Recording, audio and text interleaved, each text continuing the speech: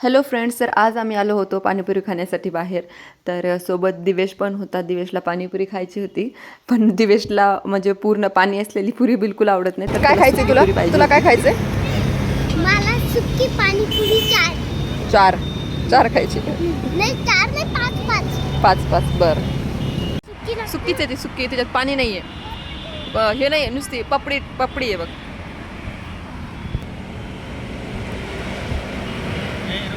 खाय ना तू, तसंच खाय ते.